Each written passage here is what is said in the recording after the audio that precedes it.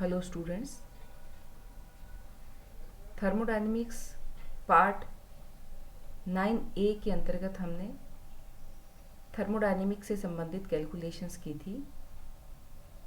उसी के कंटिन्यूएशन में आज थर्मोडायनेमिक्स पार्ट 9B में हम और कैलकुलेशंस करेंगे।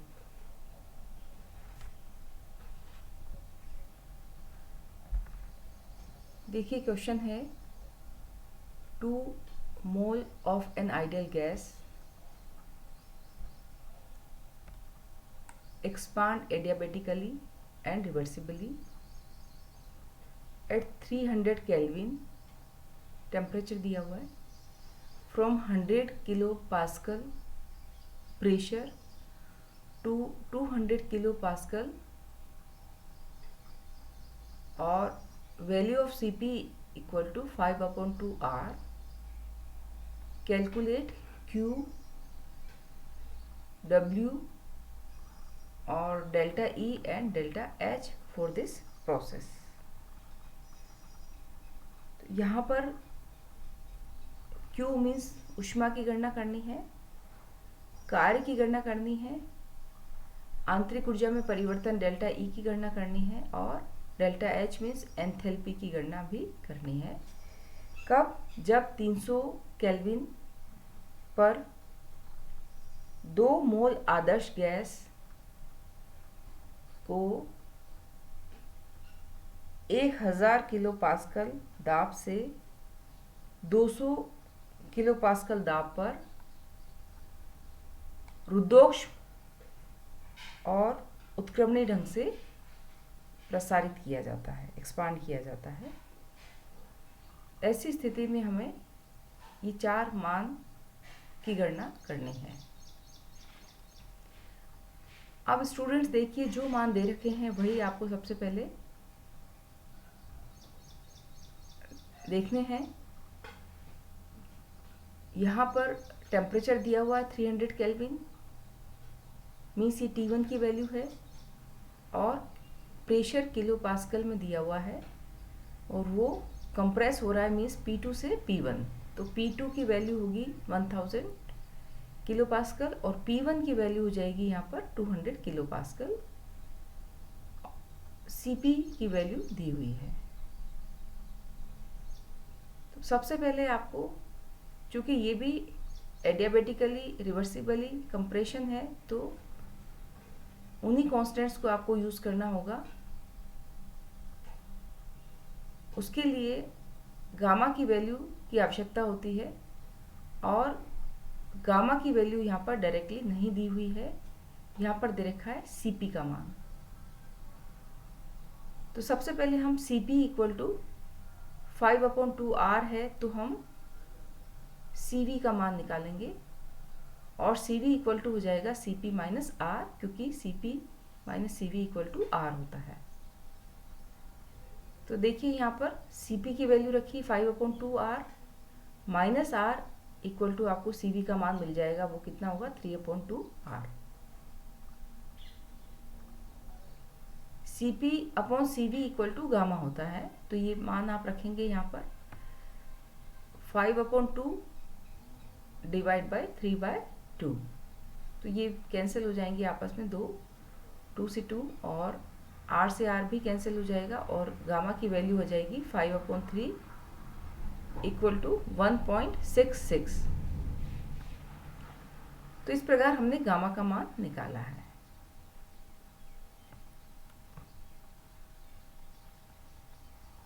अब सबसे पहले आपको वैल्यू Q की निकालनी है। तो फर्स्ट में हम देखेंगे कि since the process is adiabatic so Q equal to 0 हो।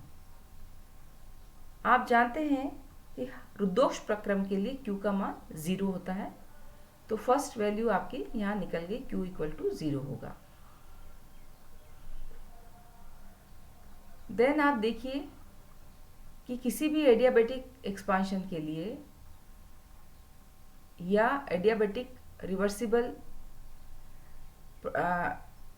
कंप्रेशन देख लीजिए आप, उससे रिलेटेड जो रिलेशंस हैं वो हम यहाँ पर लिख रहे हैं, क्योंकि यहाँ पर P की वैल्यूज़ दे रखी है और टेम्परेचर T1 दे रखा है, T2 का मान हमें फाइंड आउट करना है। तो जो हमने लास्ट क्लासेस में जो न्यूमेरिकल्स किए थे उसी से संबंधित ये बात है और वही फॉर्मूला हम यहाँ पर अप्लाई करेंगे। T2 अपॉन T1 की power gamma equal to P1 upon P2 की पावर गामा माइनस 1। तो ये वही T और P में जो कांस्टेंट वाला रिलेशन है उसी के अकॉर्डिंग हमने यहाँ पर ये इक्वेशन लिखी है। अब देखिए, आप T1 की वैल्यू आपको पता है 300 केल्विन और T2 की वैल्यू हमें फाइंड आउट करनी है और प्रेशर P1 और P2 के मान सब्स्टिट्यूट करेंगे। तो इस प्रकार से ये सभी मान को जब हम यहाँ सब्स्टिट्यूट करेंगे तो हमें ये इक्वेशन प्राप्त होगी। T2 अपॉन 300 केल्विन की पावर 1.66 इक्वल टू 200 अपॉन 1000 की power 1.66 minus 1 means gamma minus 1। T2 की वैल्यू निकालने के लिए आप इसको क्रॉस मल्टीप्लाई करें तो T2 इक्वल टू 300 इंटू, ये कैंसिल हो जाएगा, ये 200 डिवाइड बाय 1000 की हो जाएगी 1/5 और यहाँ पर 1.66 माइनस 1 है तो 0.66 हो जाएगा। ये सब्ट्रैक्ट करेंगे इसमें से तो 0.66 और चूँकि क्रॉस मल्टीप्लाई होकर के ये आया तो ये पावर हो जाएगी डिवाइड में और डिवाइड 1.66 केल्विन। तो इस प्रकार इसका जो सोल्यूशन होगा वो होगा 158.20 केल्विन। तो ये हमने फाइंड आउट कर लिया। ये टेम्परेचर की वैल्यू है। तो यहाँ पर हमें फाइनल टेम्परेचर फाइंड आउट नहीं करना है, लेकिन हमें निकालना है W का मान मीन्स वर्क। तो work done in adiabatic reversible expansion. Adarsh gas के लिए रुद्धोष्म उत्क्रमणीय प्रसरण में जो किया गया कार्य होता है उसके लिए हम ये फॉर्मूला लगाते हैं W equal to minus n CV T2 minus T1। अब ये सभी मान आपके पास हैं। n का मान आपको पता है 2 मोल है, CV की वैल्यू है 3/2R और T2 माइनस T1।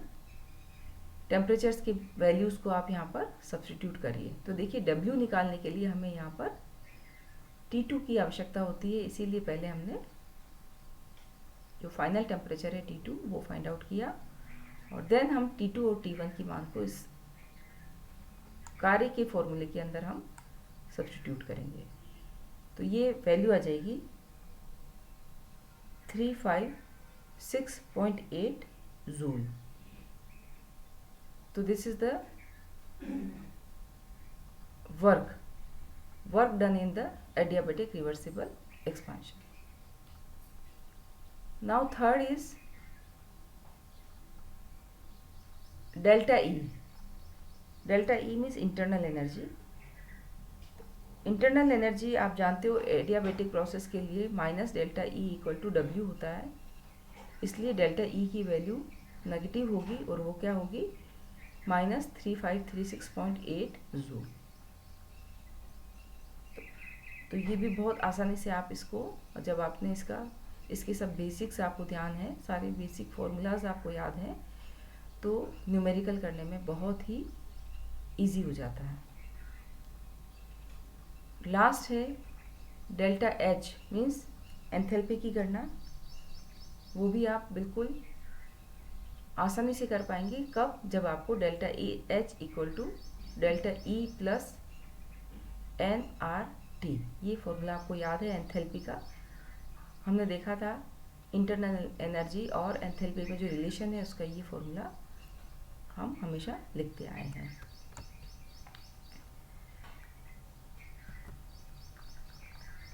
अब देखिए यहाँ पर delta E equal to minus W है, तो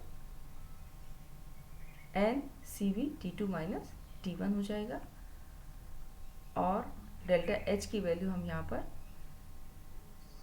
ये डेल्टा E की वैल्यू को जब हम यहाँ पर सब्स्टिट्यूट करेंगे तो NCV T2 minus T1 plus N और R T है तो T2 माइनस T1 हो जाएगा।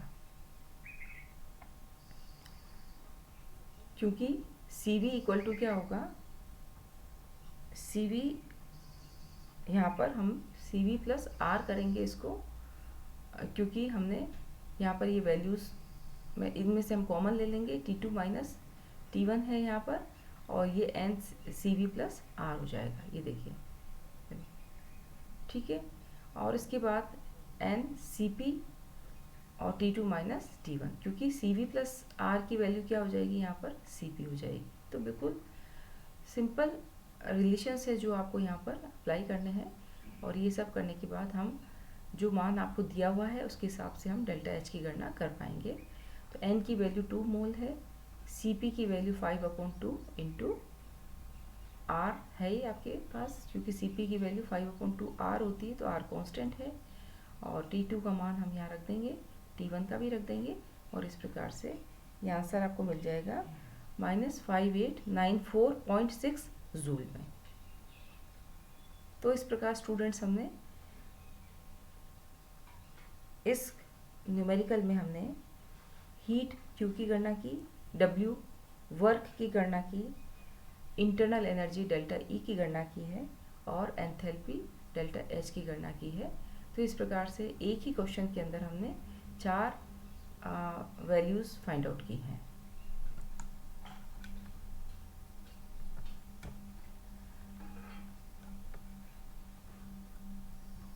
नेक्स्ट क्वेश्चन देखिए,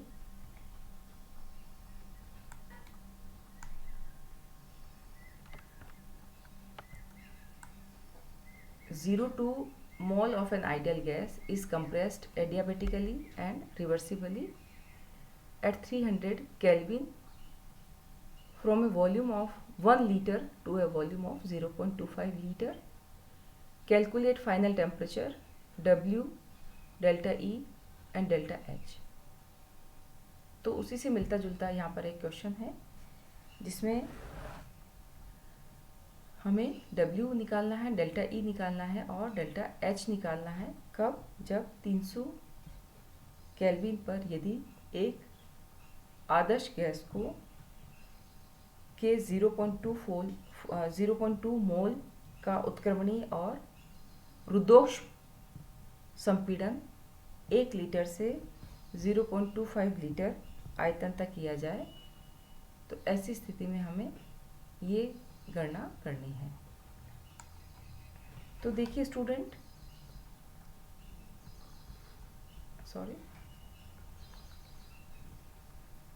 वही हम किसी भी एडियाबेटिक प्रोसेस के लिए हम निकालेंगे।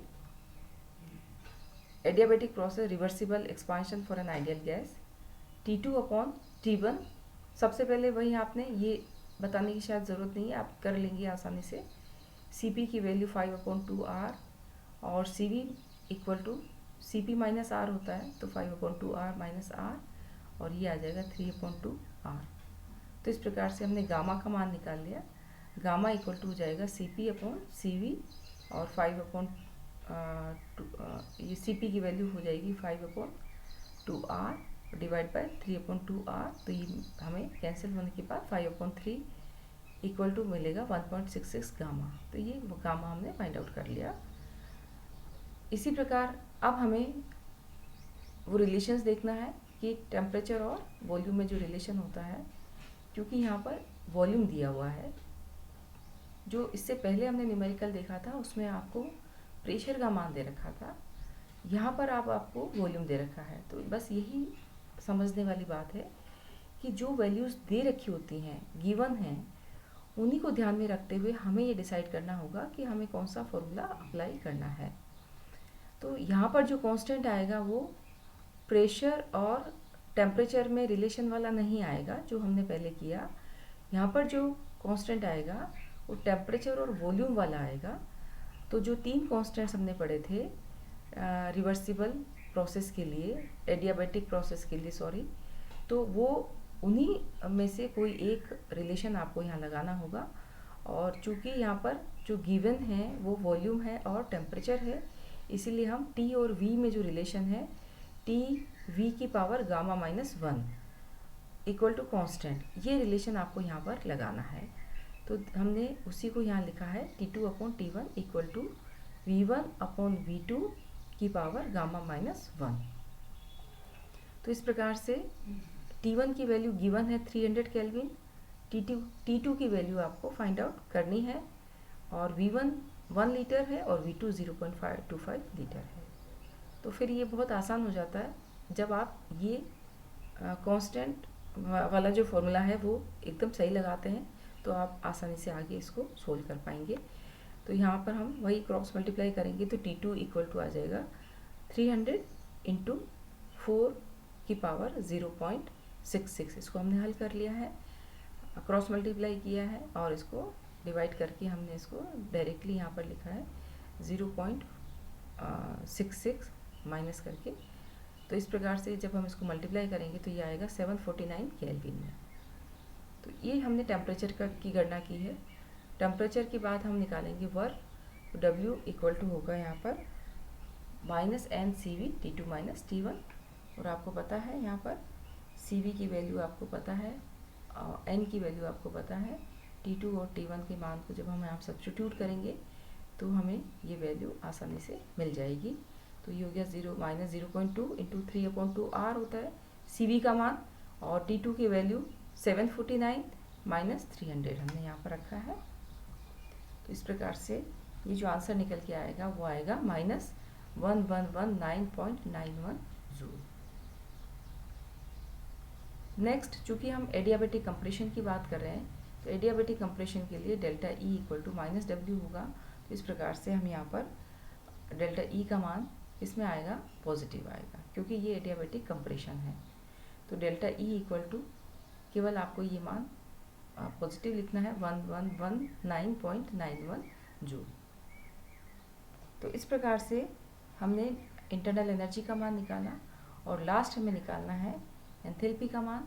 एंथैल्पी इक्वल टू होगा NCP T2 - T1, जो हमने लास्ट वाला जो न्यूमेरिकल डिराइव किया था उसमें ये वैल्यू हमने फाइंड आउट कर ली थी।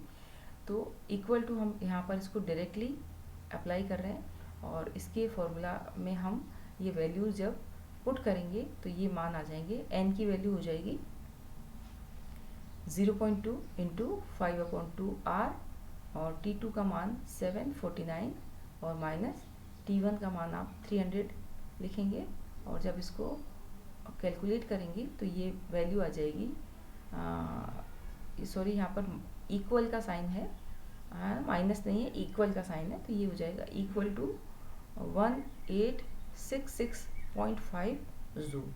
तो ये वैल्यू पॉजिटिव में आएगी, ना कि नेगेटिव में, यहाँ इक्वल का साइन होगा।